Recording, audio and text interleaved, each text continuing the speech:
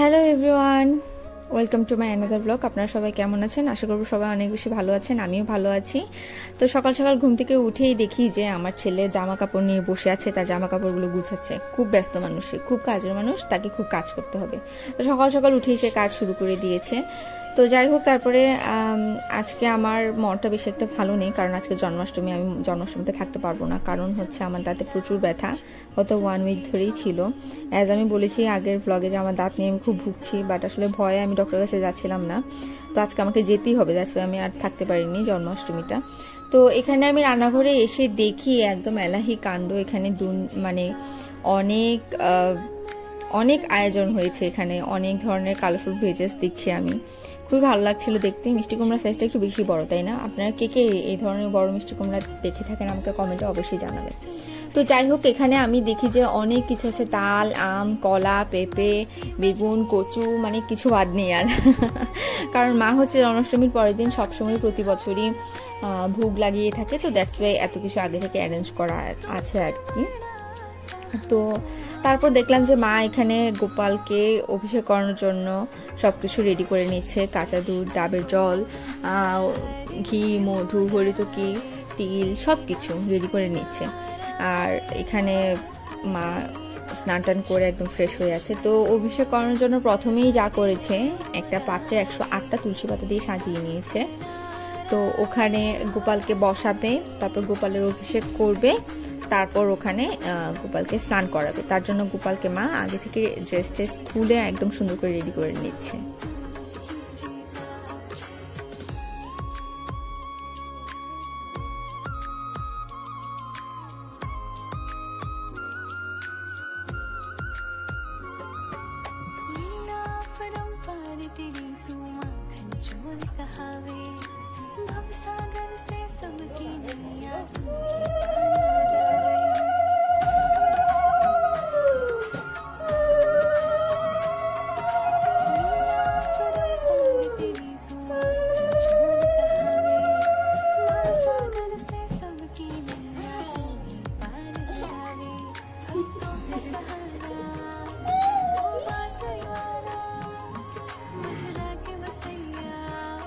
এই তো আমার ছেলেও তার দিদুর পিছু পিছু ঘুরঘুর করছে, দেখছে যে দিদু আসলে কি করছে। অ্যাজ ইউজুয়াল তো এরকম করে না, সে খুব এক্সাইটেড, তার খুব ভালো লাগছে, আর সারাক্ষণ খিটমিট করে হাসছিল।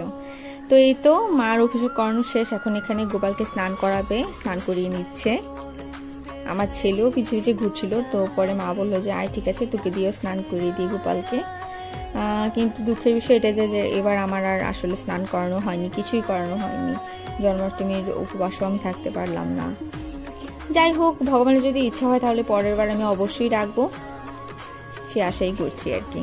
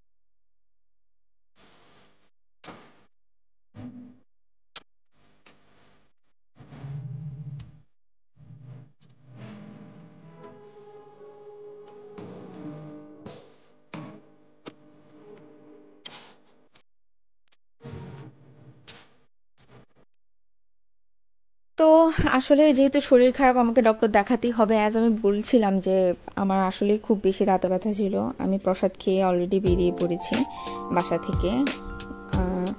তো তো আসলে আমি এক্স্যাক্টলি ডক্টরের লোকেশনটা জানি না, তাই আমার ফ্রেন্ড আমাকে নিয়ে যাবে বলেছিল। সে অলরেডি টমসন ব্রিজে ওয়েট করছিল আমার জন্য, তো আমি বেরিয়ে পড়েছি।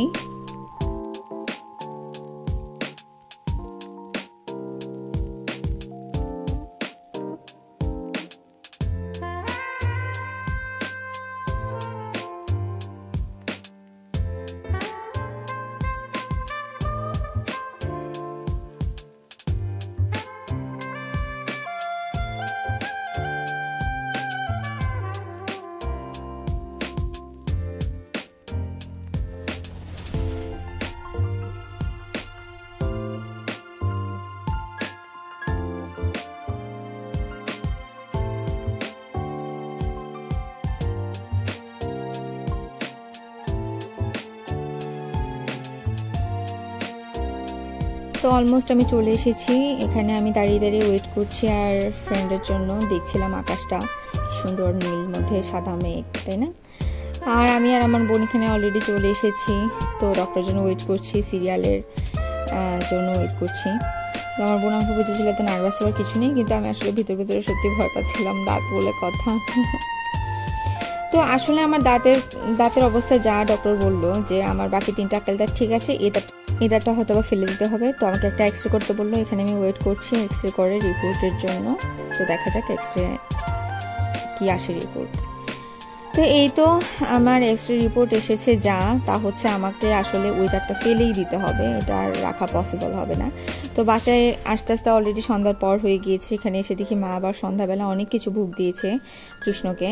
মিষ্টি দিয়েছে, লুচি দিয়েছে, তালের বড়া দিয়েছে, সুজি, পায়েস, ফল, অনেক কিছু দিয়েছে। তো এই তো আমার পাপার সাথে সাথে এই যে আমার ছেলেও পাকা বুড়া নম করে নিচ্ছে ঠাকুরকে। আর মা এখানে কৃষ্ণের শতনাম পাঠ করছে, আমরা দেখছিলাম বসে বসে। তো এই আর কি, এভাবেই আমাদের দিনটা গেল। হয়তোবা কালকের নেক্সট ব্লগে আমি দেখাবো পরের দিন কিভাবে মা ভোগ দিয়েছিল।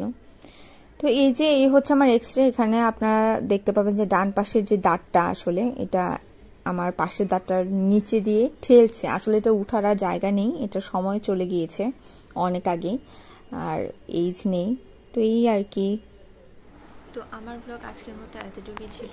আপনারা আশা করি সবাই আমার ব্লগগুলো অনেক বেশি পছন্দ করছেন।